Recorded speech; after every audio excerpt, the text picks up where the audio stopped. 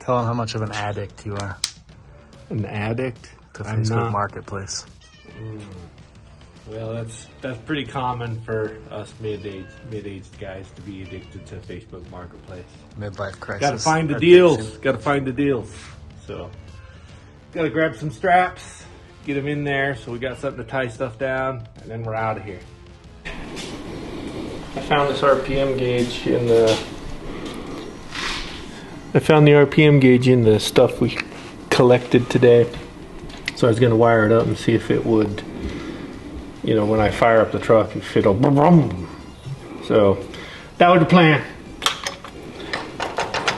Let's see if it'll, I gotta ground it here, so let me see if it'll.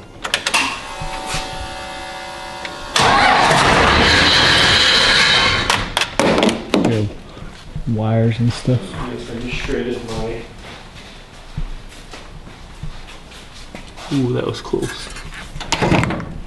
That was freaking close. Close call. Better get my drink off of there too. That's all we need to do is spill that all over. Gotta have your Coca-Cola before you start any of these projects. Otherwise, it's all downhill. So, you want me to give an update or just start in? Let's go take a walk. See what we got out here. Alright guys, update, you know what happens when you get on Facebook Marketplace. So guys, we might have to start a support group of men that are addicted to Facebook Marketplace so we can support each other and get us over that problem. At any rate, we got us some parts here that we tracked down. We got a core support, we got a cab. Floors are rusted out in the cab, but the cab itself is in pretty good shape. We got a good front window, you know, good doors, all the dash and instrument clusters in there, so we're gonna look at that. We got a bed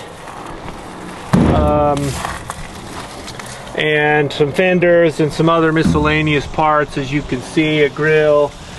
Now these are all for a 1990. Now I'm not gonna use all this stuff, so if anybody out there needs some parts, hit us up. Maybe we can get you something you need. Otherwise, we're gonna be taking a few parts from this. This is a 1990, which is the same year that Cole's truck is. So there's some parts off of this he can use. There's some parts off of this I can use. And we're gonna just use what we can and then sell the rest probably. So picked it up, was a good deal. I know I say that every time, a good deal. We pulled the trigger.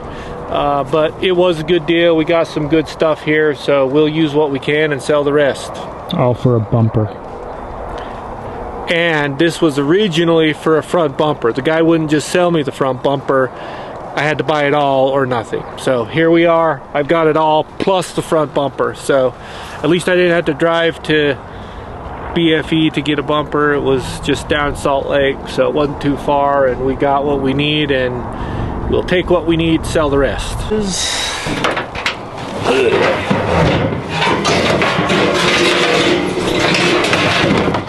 There's the bumper. So, looks like she was up in South Dakota at one point. What's funny in that cab, it's got the little owner manual too, and it looks like it was originally registered up in Alaska. So somehow it went from Alaska, South Dakota to Utah, and here we are with a bumper for the first gen. Good and stout. You can see the chrome is all there and it's not rusted like all the old chrome is. So looks like we're gonna get attaching it up to the truck and fitting it, make sure it looks good, and we got us a bumper. This is a valance, or not the valance, this is the cowl. That's what that is, the cowl off of that 1990 there.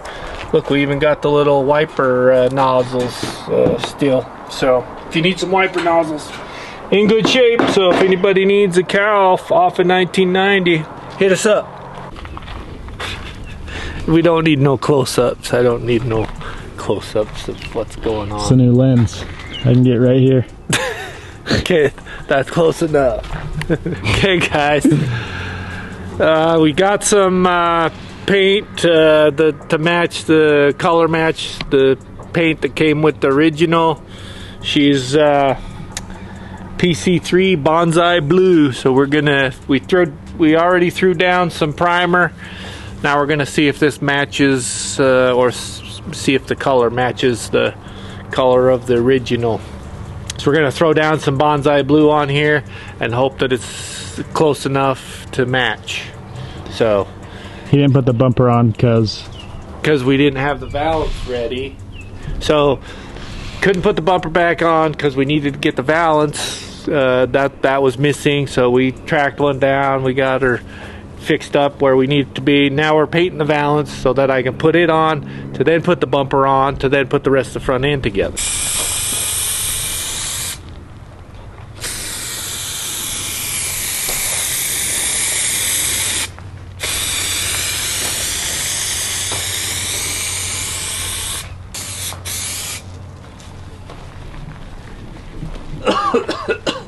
Woo. She's strong. Is there not very many cars or what? Mom, you're the sunflower to my life. No, I'm not. So your shirt is. Alright, so got the valance painted. That's gonna match our Bonsai Blue, hopefully. So once that's dried and cured, we can mount that up here, get our bumper put on, get the front put back on, and button this up for now. I've also been working on some interior. Whoever had the truck previously had cut this headlight harness completely out of the picture.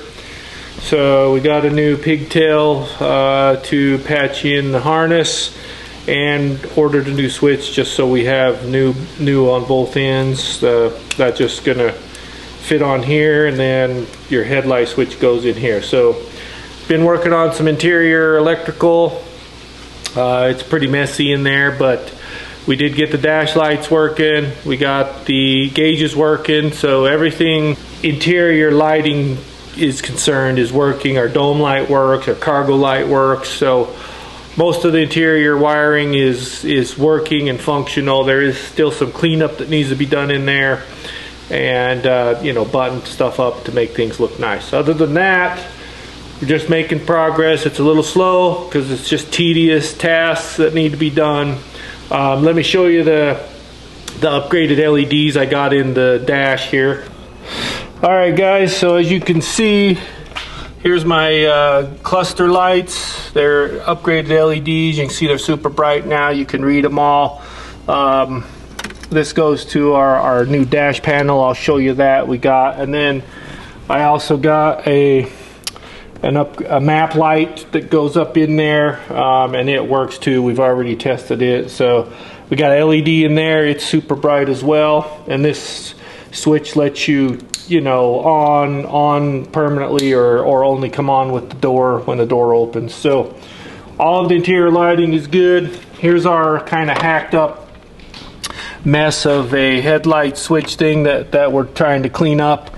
That's what this is going to replace. This will replace all these different kind of wires. They're all color coded, so we'll know what that is, and then we'll have a new switch to go in there as well. Now, picked up a new dash because the dash that was in here, it didn't have AC vents. It was the style of dash that didn't have AC.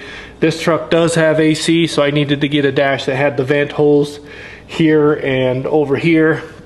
So we picked that up. It's right over here. Let me show you that. We found this at a junkyard.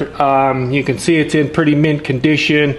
There's no drill holes in it, like all original, very good shape. So we moved our little command center here, our little 4-wheel drive light button here.